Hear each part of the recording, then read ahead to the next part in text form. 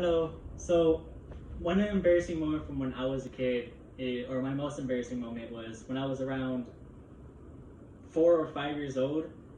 Uh, we used to live with my grandparents, my grandparents' house, and so whenever I would get in trouble, my grandpa would always tell me, "Call 911," as a joke, as grandparents would do with their grandchildren, and to spite their children, while they're raising me. And so one day they kind of got me a little mad with the way they were grounding me, and I decided to take his advice. And so I went to the kitchen and I grabbed the house phone and I dialed in 911 because I was smart enough to do that, surprisingly, as a kid. And so I called them and they asked me what my emergency was, and I said, "Dad gave me pow pow."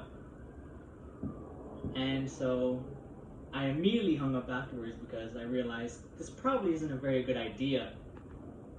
And so around 20 to 30 minutes later, we get a knock at the front door. And who is it? It's LAPD. And they walk into the house and they ask where I am. And there I am playing with my toys. Because, it wasn't that bad of a grounding now that I think of it. And so they ask me some questions. And then they go to the living room.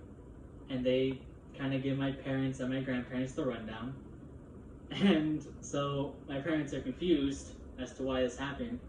And then my dad, who is clever to my grandpa's way of talking to me, asked my grandpa, "Hey, well, why did you get the idea of calling 911?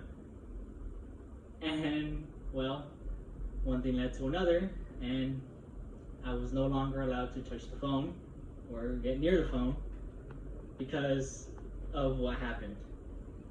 And to this day, it's still a nice family memory of me calling 911 and embarrassing myself in front of my family. So thank you for listening to this wonderful little story of how I was banned from the house phone.